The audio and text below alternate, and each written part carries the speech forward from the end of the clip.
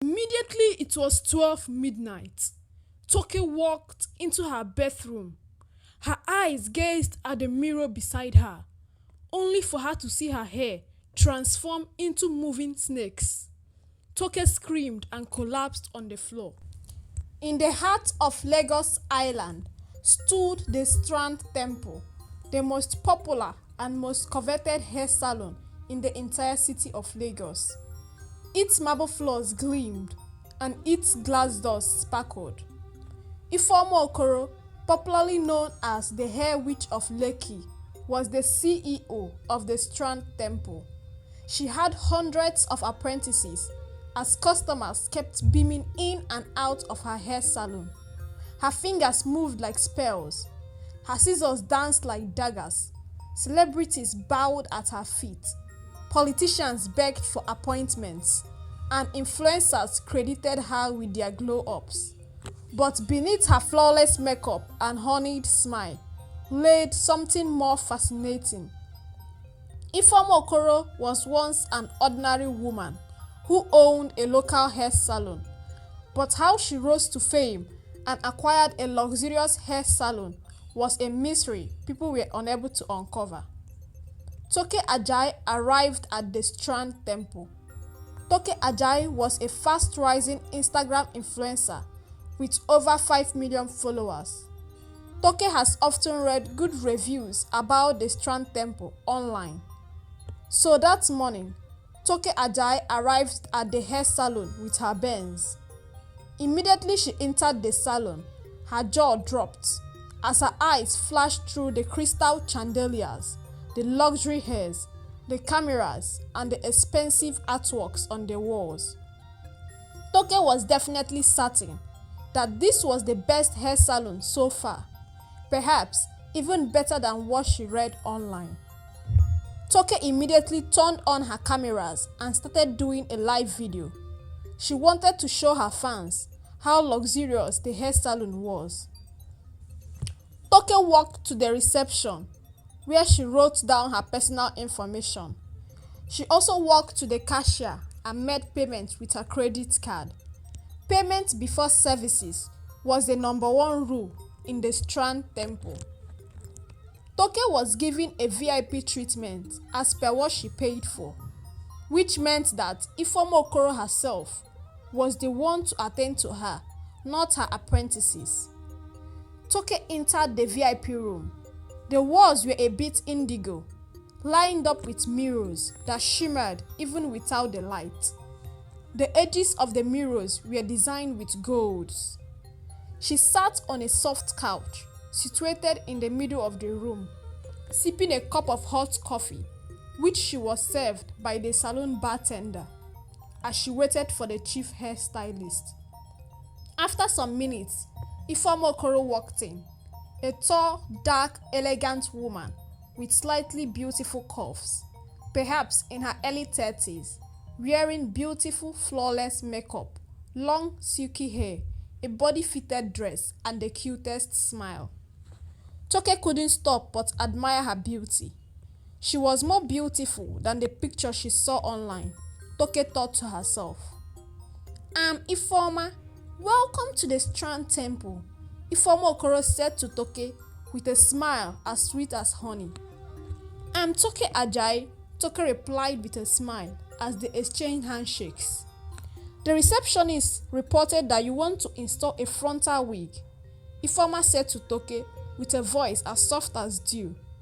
Yes, I'm going to attend one of the biggest TV shows of my life, and I want to look effortlessly beautiful. I am nicknamed the Hair Witch of Lekki for a reason. When I'm done, they'll think you've been reborn, Ifeoma said with a sharp smile. Toki was marveled by Ifeoma's confidence. She was already smiling even before the magic was about to happen. Toki showed Ifeoma the hairstyle she saved on her phone, and in few minutes, Ifeoma weaved Toki's hair, installed the frontal wig, which Toki bought from her salon, and began to roll the hair with rollers. Toki was impressed by Ifeoma's fastness. She has never had a hairstylist weave her long and very full virgin hair as fast as a farmer. She's indeed worth the hype, Toki thought to herself. But then something strange happened. As Toki looked at the mirror in front of her, she felt a glimmering light from Ifeoma's eyes. But how could someone's eyes glimmer like a diamond? Toki thought to herself as she looked at the mirror again. But this time, Ifeoma's eyes were glimmering so much that she felt it could blind her. Toki immediately took her eyes off the mirror and started scrolling through her phone. "Are you okay?" Ifeoma asked with a gentle voice. "I'm fine," Toki replied hastily, as her heart kept beating fast like a drum. This was the first time she could see the eyes of a human glow. After some minutes, Ifeoma was done installing the frontal wig. She styled the hair into beautiful deep coils. Indeed, Toki was impressed. She had never seen hair coils so beautiful. But the thought of what she saw in the mirror couldn't escape her mind. Toki left the salon dazed but glowing. Her hair coils bounced like they had minds of their own. As Toki was about to enter her car, she took a picture of herself and posted it on her Instagram page. And within 30 minutes, the picture got millions of reactions, with her fans gushing over her beauty and her perfect hairstyle. Toki was happy as well as confused. This was the first time her post got such level of reactions, that too in the space of 30 minutes. Toki got home feeling very weak and ill. She went straight into her room and laid on her bed. Toki's mom, Mrs. Ojo, entered Toki's room with lunch which she specially made for her only daughter. "I made amala and ewedu," Mrs. Ojo said loudly as she was getting close to the bed where Toki was laying. Immediately, Mrs. Ojo's eyes flashed on Toki's hair. She felt a chill run down her spine. She has seen Toki make different hairstyles, but why does this one look different? The styling, the coils, the silkiness of the hair. It is too perfect to be real. "Toki, where did you make this hair?" Mrs. Ojo asked. "The Strand Temple," Toki replied.